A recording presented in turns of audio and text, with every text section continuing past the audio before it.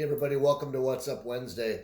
This week we want to talk a little bit about preparedness. And when I say preparedness, I'm talking about safety and security in the workplace and maybe not even in the workplace. So last week, the reason I bring this up is last week a few of us were in the office and a fellow came in from off the street and apparently from what I heard from other people, he had caused a ruckus on a public bus, got off that bus, picked a garbage can up on the sidewalk, threw it at the bus, and somehow made his way to our building. Made his way into our building because he had to go to the bathroom. And when he discovered that there was a keypad lock on our bathroom door, he proceeded to kick the bathroom door in order to get into the bathroom. Now, we stumbled upon him in the bathroom and left and came back. And as we came back, the police were in our hall. They had apprehended him.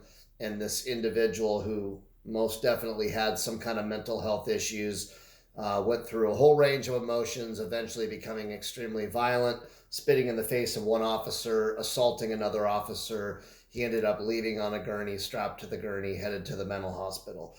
So the reason I bring this up is that it can happen anywhere. We're in a sleepy little town of Edmonds, Washington, where we don't expect things like that, and especially in an office building environment. And I think it's really critical that in the workplace, or even when we're just out and about personally doing our errands, running around, whatever it might be, we need to be aware of what's going on around us, and we need to be prepared for anything that might happen. Now, I know that I pride myself in always being prepared. I was a Boy Scout. Both of my boys have gone through scouting, and be prepared is the motto. So whatever that looks like, be prepared at all times. I think that the most important thing is to observe your surroundings and what's going on around you. I know that if I walk into a restaurant, the first thing I do is I look around, I kind of take everything in, and I look for something that might be out of place. Secondly, I observe behaviors of people, and when I see something that doesn't add up, I'm going to keep a really close eye on that person. And thirdly, I think always have an escape route of some kind in the event that there's an active shooter situation or somebody just becomes violent or unpredictable. You need to be able to get out.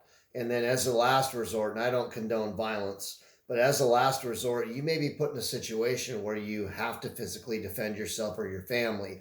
And when that happens, again, it's really important to be prepared. And getting prepared isn't something you do at the point in time when you're faced with some kind of adversity or controversy.